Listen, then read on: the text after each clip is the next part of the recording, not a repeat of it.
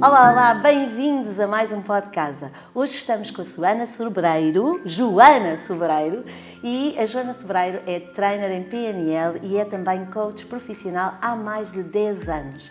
E hoje estamos aqui com a Joana porque ela tem um novo livro que tem tudo a ver com casa, habitar-me, a nossa própria casa. Olá, Joana.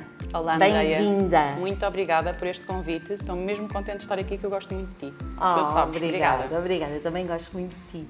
E este novo livro, eu lembrei-me de nós falarmos sobre este livro porque habitar-me, a casa tem muitas metáforas, não é? Psicologicamente tem a ver com o eu, sociologicamente tem a ver com o eu e o social. E no teu livro? Então, sabes que eu começo este livro com uma metáfora, que na verdade é uma história, uma parte da minha vida, e eu usei como metáfora para abrir este livro. E este livro, exatamente porque a proposta é como é que nós podemos voltar a habitar-nos, no sentido de habitar a nossa própria casa. E sempre com esta ideia de... Há uma história muito gira, do James Joyce, que ele fala do Mr. Duffy, e que dizia que o Mr. Duffy vivia a uma curta distância de si próprio. E então é esta ideia de como é que nós retornamos a nós. Ou seja, esta curta distância em que muitas vezes nós podemos andar pela vida, como é que eu trago de volta para dentro. E também começa o livro com uma analogia dos automatismos nas tomadas, que era uma coisa que a minha mãe fazia na infância quando nós saíamos de férias. Que é aquela coisa de como toda a família toda de férias junta, a casa ficava sozinha, e durante para aí 2 ou 3 semanas, então a minha mãe deixava aquelas coisas de tomada para ligar os candeeiros, que a determinada altura acendiam a luz. Ou seja, era uma forma de fazer com que parecesse que tinha vida, mas não estava lá ninguém. E eu uso isto como uma analogia, que é de alguma forma, as nossas casas, estas que nós usamos, as nossas casas até têm a luz acesa, mas não necessariamente está a morar lá alguém. Quando nós vivemos em automatismo. Quando nós vivemos no automatismo. Quando fazemos como o Mr. Duffy, que estamos a viver uma curta distância de nós próprios. E isto tem exatamente a ver com o estarmos em automático. A estarmos a operar dentro de um lugar qualquer dentro da cabeça, sem contacto com o real, com aquilo que está a acontecer agora. Sim, e isso acontece muito até pela correria da vida na sociedade e que depois se aplica também em termos familiares. E como é que nós recuperamos essa volta à nossa própria casa? Sabes que a correria aqui tem que ver com toda a nossa estrutura está preparada para que nós nos automatizemos. Um hábito é isso. É algo que eu faço sem gastar muita energia e, nomeadamente, sem ter muito da minha atenção consciente.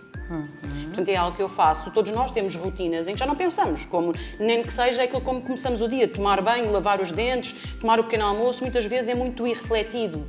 No sentido de que eu não estou a pensar naquilo que eu estou a fazer. Eu estou em outro lugar, provavelmente a planear o meu dia ou a pensar naquilo que eu deixei por fazer e aquilo que eu tenho para fazer hoje.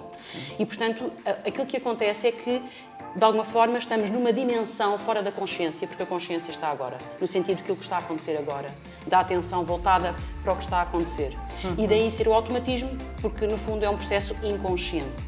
Então, uma das vias de nós podermos alterar isto é eu sentir, exatamente, colocar a minha atenção no lugar onde eu tenho os pés. Eu estou aqui agora, então eu vou sentir esta cadeira, eu vou sentir-me no meu corpo, eu vou sentir a minha respiração, eu vou sentir-te aqui, por exemplo, nesta conversa. Em vez de estar, por exemplo, preocupada com tudo aquilo, o que aconteceu para eu chegar aqui, como é que eu vou sair daqui. Muitas vezes estamos nisto e perdemos esta oportunidade de eu sentir que estar consciente e com a minha atenção voltada para o que está a acontecer agora. Sim. E agora estava até a levar isto um bocadinho para a nossa área imobiliária. Nós, enquanto empreendedores, nós temos que fazer N coisas em simultâneo.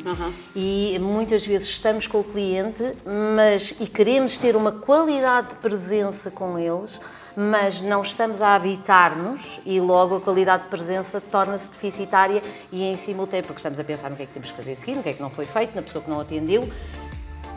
Reparem nisso, isso é um excelente exemplo e trazendo para este contexto em que nós estamos a falar. Estás com um cliente, ou porque é um cliente porque no fundo estás a angariar o imóvel deste cliente, ou é um cliente que vem comprar um imóvel que tu tens em carteira. Muitas vezes, quando nós estamos no automático, É porque provavelmente eu já fiz isto N vezes, então já há uma série de coisas que eu já não penso porque eu já sei fazer, já fiz N vezes. Lá está, porque o nosso sistema, a nossa estrutura neurológica está preparada para que nós criemos automatismos, para poupar energia. Claro. Ou seja, é algo que eu já sei fazer, porque há coisas que eu já não penso, eu já faço em automático. Sim. Além disso, temos outra coisa que tem a ver com a estrutura da nossa percepção, que é quando vem este cliente, eu já enquadro este cliente num determinado perfil. Também. Ou seja, são os preconceitos que eu já trago, não são no presente, eu já trago, é passado, são preconceitos em que eu olho para este cliente e este cliente tem um determinado perfil, portanto eu vou tratá-lo de uma determinada forma.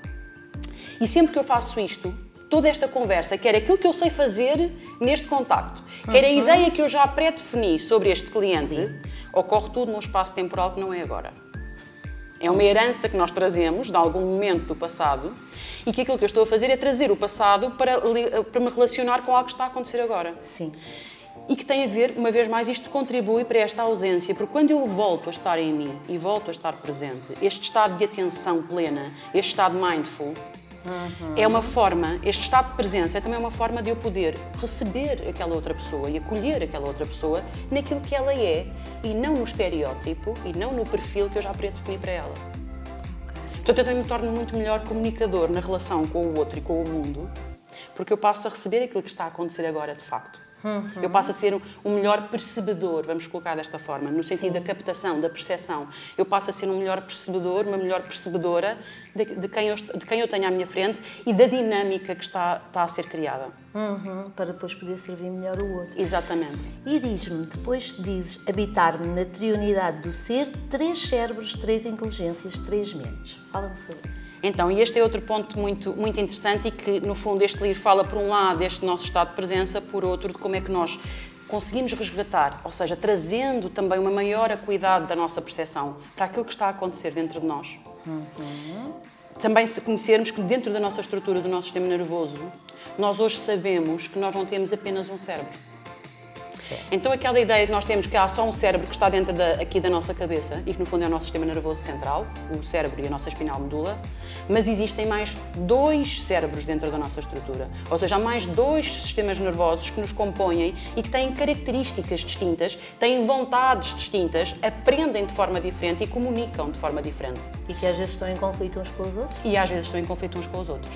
E aqui entenda-se, por exemplo, nós temos o sistema nervoso cardíaco associado ao coração e quando nós falamos disso é porque efetivamente já tem características de cérebro, nomeadamente naquilo que é percepção e aprendizagem, tem estrutura neurológica, tem neurónios, tem ligações sinápticas, portanto tem uma própria morfologia também enquanto cérebro. E depois temos um outro sistema nervoso, que é o sistema nervoso entérico e que está associado à nossa parte digestiva, nomeadamente ao nosso intestino. Eu coloquei aqui como vulgo, utilizo o cérebro do intestino, na verdade está espalhado numa estrutura maior, mas está relacionado com o nosso intestino. E, no fundo, estamos a falar de 3 estruturas vamos fazer 2 grandes divisões iniciais. Nós temos uma parte em que é o cérebro que pensa, e, portanto, é aquele que percebe, é aquele que capta a informação do mundo, e depois temos uma estrutura que sente e que comunica numa outra linguagem.